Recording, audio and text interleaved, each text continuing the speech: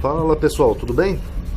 Pessoal, continuando aqui a análise de Gênesis, eu vou mostrar para vocês agora um detalhe que passa um pouco desapercebido. Aí eu não coloquei no vídeo anterior, tá?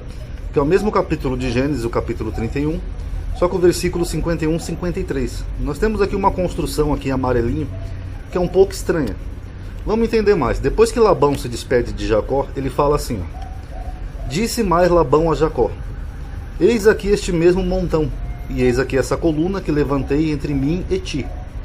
Este montão seja testemunha, e essa coluna seja testemunha, que eu não passarei este montão a ti, e tu não passarás esse montão a essa coluna a mim, para o mal. O Deus de Abraão e o Deus de Naor, o Deus de seu pai, julga entre nós. E jurou Jacó pelo temor de seu pai Isaque. Bom, Naor, nós temos dois personagens aqui que chamam Naor. O primeiro é o pai de Abraão. E viveu Naor 29 anos e gerou a Terá, que é o pai de Abraão. Então esse Naor seria avô de Abraão, perdão. E viveu Naor, depois que gerou a Terá, 119 anos e gerou filhos e filhas. O outro é um irmão de Abraão que tem o mesmo nome. Então Abraão tornou aos seus moços, e levantaram-se e foram juntos para Berseba.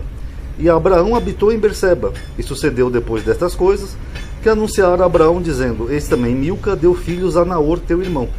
Então a gente não sabe qual dos dois Naor aqui Labão está se referindo, mas o mais provável é que seja o pai de Abraão, o avô de Abraão, tá bom? Agora, qual que é o probleminha aqui dessa frase? O probleminha é que ele faz uma separação entre o Deus de Abraão e o Deus de Naor. Ele coloca um vav aqui, para quem quiser ver no hebraico, tá aqui, versículo 53,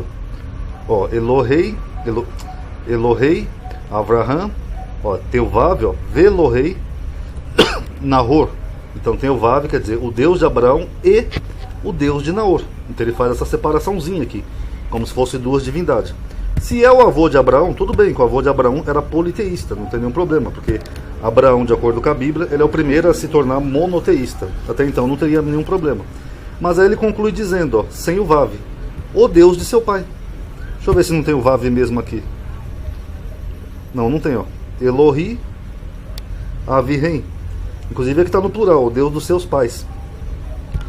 Então, primeiro, se ele fala aqui do Deus de Abraão e o Deus de Naor, como duas divindades, aí ele fala aqui o Deus de seu pai, que no caso seria Isaac. Qual que era o Deus de Isaac?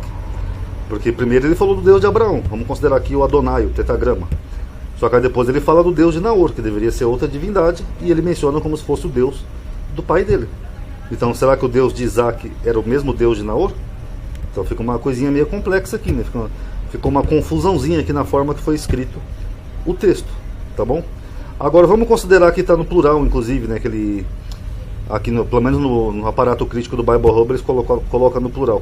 Ele fala o Deus dos seus pais. Então daria a entender que Abraão e o irmão dele, né, que ele chama aqui de pais, os dois cultuavam a mesma divindade. Vocês estão entendendo? Só que mesmo assim ainda fica meio confuso, porque ele faz uma separação aqui. Então vamos tomar só no singular mesmo aqui, o Deus do seu pai. Beleza, qual que era o Deus do pai dele? Era o Deus de Abraão, que ele menciona primeiro, ou o Deus de Naor, que ele menciona em segundo, que faria mais sentido? Então, e jurou Jacó pelo temor de seu pai Isaque. Outra coisa estranha nesse versículo, pessoal, é que ele não menciona aqui nesse Deus aqui o Deus de Isaque.